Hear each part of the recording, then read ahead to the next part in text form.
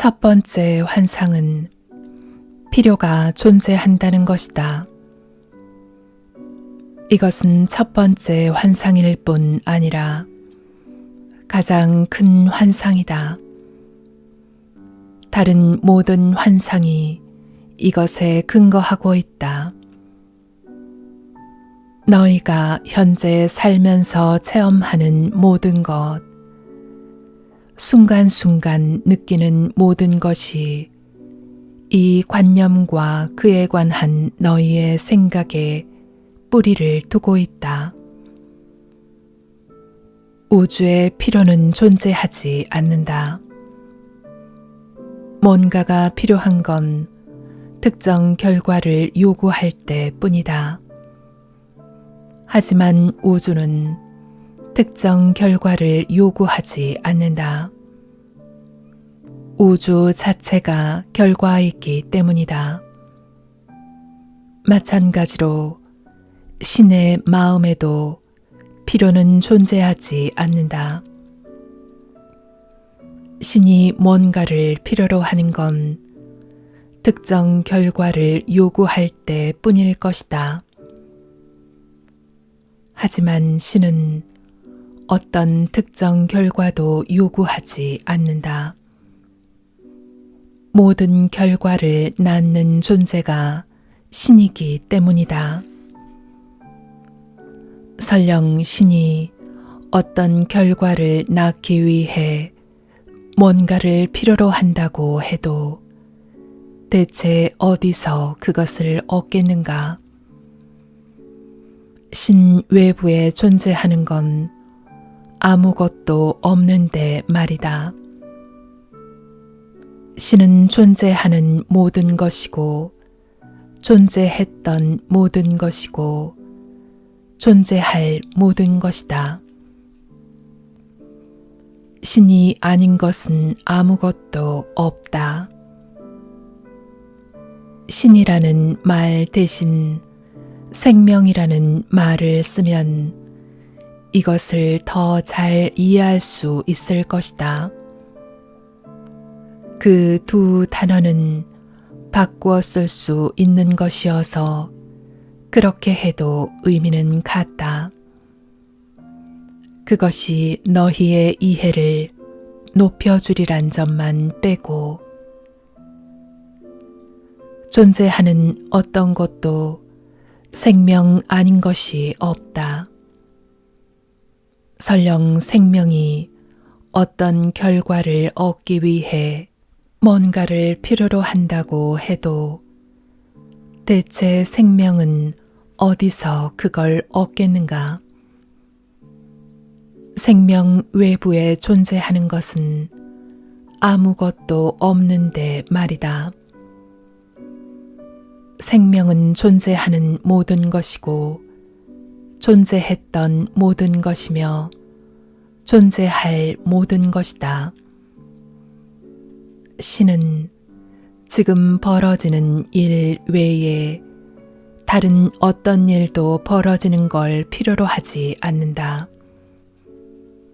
생명은 지금 벌어지는 일 외에 다른 어떤 일도 벌어지는 걸 필요로 하지 않는다. 우주는 지금 벌어지는 일 외에 다른 어떤 일도 벌어지는 걸 필요로 하지 않는다. 이것이 만물의 본성이다. 너희가 상상하는 방식이 아니라 이것이 바로 세상의 이치다.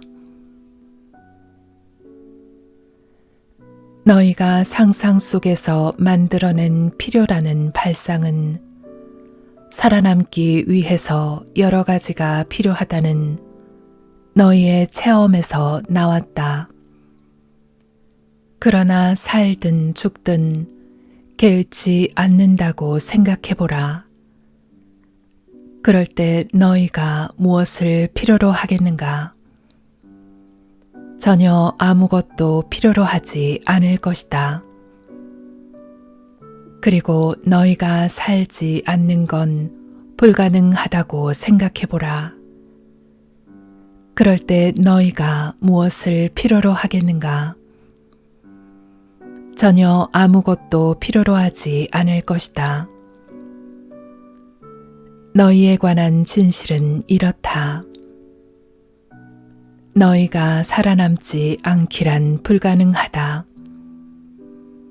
너희는 살지 않을 수 없다. 그것은 너희가 살 것인가 말 것인가의 문제가 아니라 어떻게 살 것인가의 문제다. 다시 말해, 어떤 형상을 취하고 어떤 체험을 할 것인가의 문제다. 너희에게 말하노니 너희가 생존하는 데 필요한 것은 아무것도 없다. 너희의 생존은 보장되어 있다. 나는 너희에게 영원한 생명을 주었고 한 번도 그것을 빼앗지 않았다. 이런 이야기를 들으면 너희는 이렇게 말할 것이다. 맞습니다. 하지만 생존하는 것과 행복한 것은 다른 문제죠. 물론 행복하게 생존하기 위해서는 뭔가가 필요하다고 여길 수도 있다. 특정 조건에서만 행복해질 수 있는 거라고. 이것은 사실이 아니지만 너희는 그것이 사실이라고 믿어왔다. 그런데 믿음은 체험을 낳으니 너희는 이런 식으로 삶을 체험해왔고 따라서 신도 이런 식으로 삶을 체험하리라고 상상해왔다. 그러나 너희에게 이것이 진실이 아니듯 신에게도 그것은 진실이 아니다. 차이가 있다면 신은 이 점을 안다는 것 뿐이다. 그러니 너희가 이 점을 알면 너희도 신처럼 될 것이다. 너희는 삶의 주인이 되어 자신의 현실을 완전히 바꿀 것이다. 자, 여기에 위대한 비책이 있다. 행복은 특정 조건들이 낳는 결과가 아니라 행복하기 때문에 특정 조건들이 만들어진다. 이것은 워낙 중요한 명제여서 다시 한번 되풀이할 필요가 있다. 행복은 특정 조건들이 낳는 결과가 아니라 행복하기 때문에 특정 조건들이 만들어진다. 이 명제는 다른 모든 존재 상태에 똑같이 적용된다.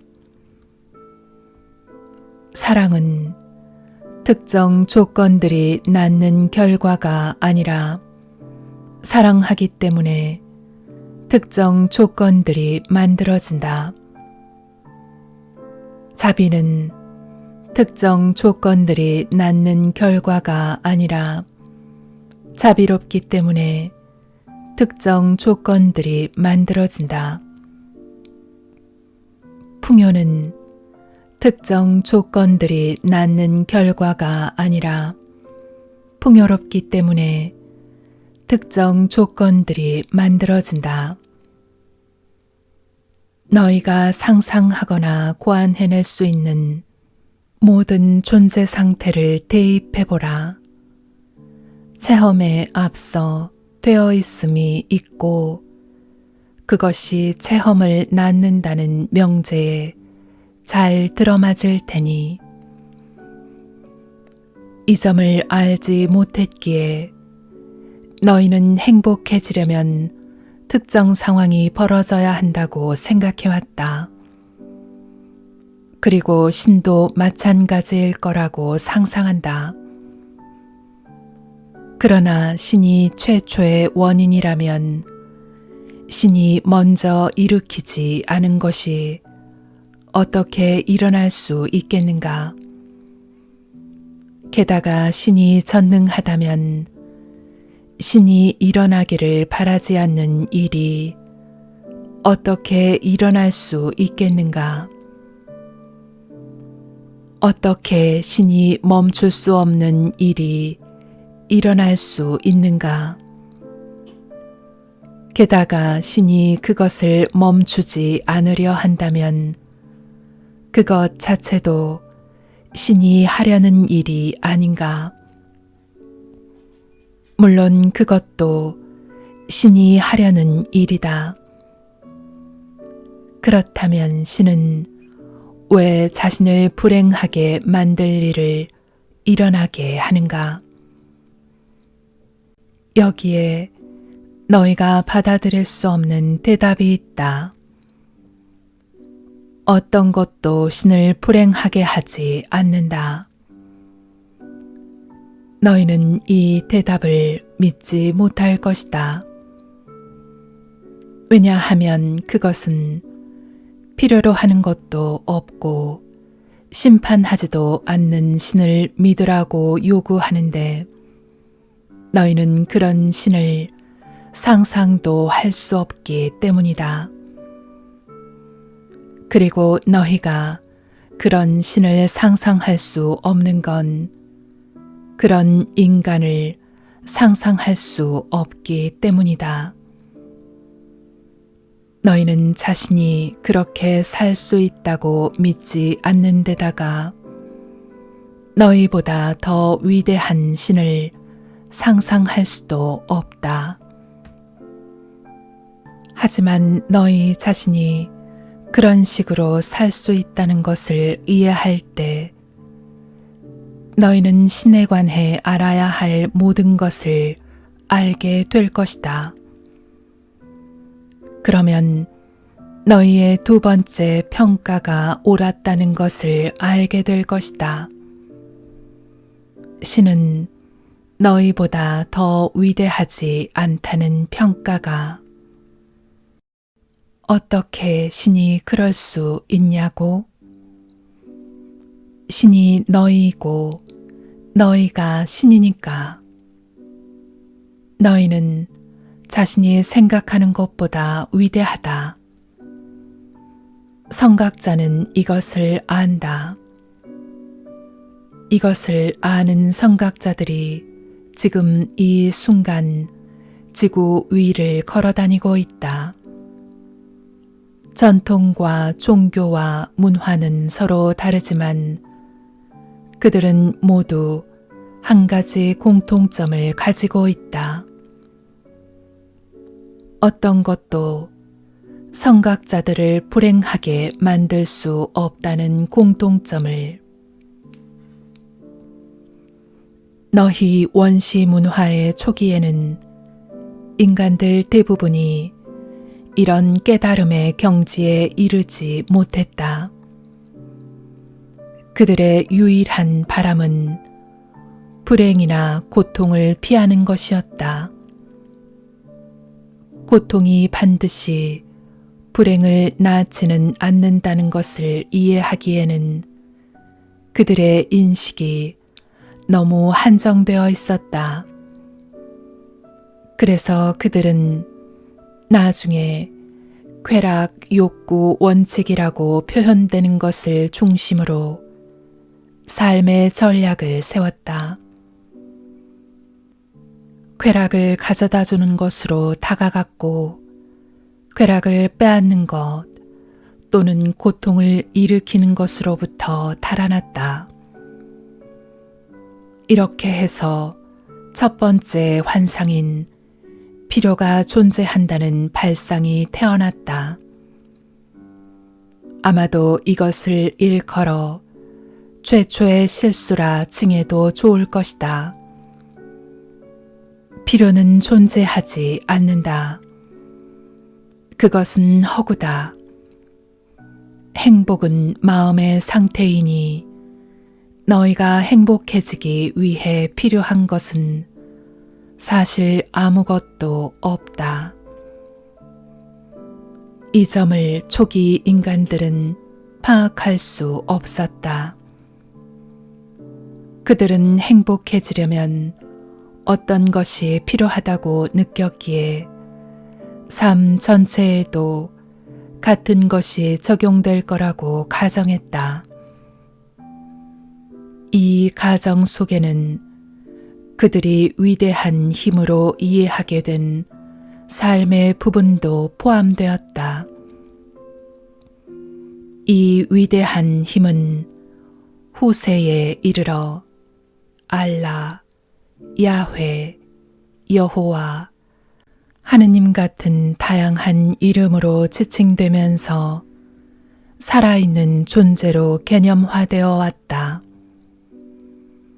초기 인간들이 자신보다 더 위대한 어떤 힘을 상상하는 것은 어렵지 않았다. 사실 그들은 그렇게 할 수밖에 없었다. 그들로서는 전혀 통제가 안 되는 상황들을 설명할 필요가 있었던 것이다. 여기서의 실수는 신 같은 것이 있다고 가정한 데 있지 않고 이 절대 권능과 완벽 에너지가 어쨌든 뭔가를 필요로 한다고 생각한 데 있었다. 즉, 신도 행복하거나 만족하려면 혹은 완벽해지거나 실현되려면 어느 정도는 누군가 혹은 무엇인가에 의존해야 한다고 생각했던 것이다.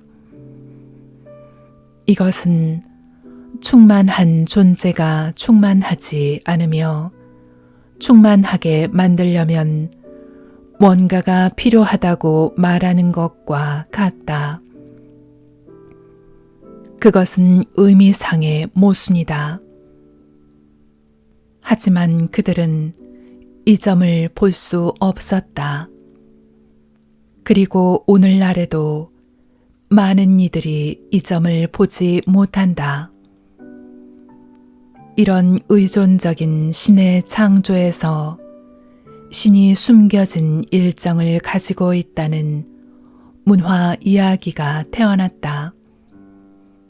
다시 말해, 신이 행복해지기 위해서는 신이 일어나기를 원하고 필요로 하는 일들이 있고 그것이 일어나야 하는 방식이 있다는 것이다. 인간들은 이 문화 이야기를 당신 뜻대로 하옵소서란 표현으로 구체화되는 신화로 전락시켰다. 그런데 내가 뜻을 가지고 있다고 생각하게 되자 너희는 내 뜻이 무엇인지 알아내려고 애쓸 수밖에 없었다. 이 점에 관해 너희 인류가 보편적인 합의를 이뤄낼 수 없다는 사실은 곧 드러났다. 따라서 신의 뜻이 뭔지 모든 사람이 알거나 동의할 수 없다면 모든 사람이 신의 뜻에 따르고 있지 않을 수도 있다. 너희 중 영리한 이들은 이런 추론을 이용해서 왜 어떤 사람은 다른 사람보다 인생이 더 잘 풀리는지를 설명했다. 하지만 그러고 나자 신이 신이라면 어떻게 신의 뜻이 이루어지지 않을 수 있는가라는 새로운 질문을 제기할 수밖에 없게 되었다. 첫 번째 환상에 결함이 있는 게 분명했다. 이 결함은 필요가 존재한다는 관념이 틀렸음을 말해주는 것이었다.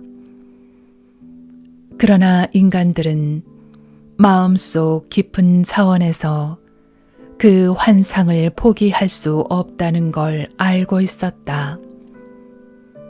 그랬다가는 대단히 결정적인 뭔가가 끝장나리란 것을 알았던 것이다. 그들이 옳았다. 그러나 그들은 실수를 저질렀다. 환상을 환상으로 보고 그것을 원래 목적에 맞게 이용하는 대신 그 결함을 고쳐야 한다고 생각했다.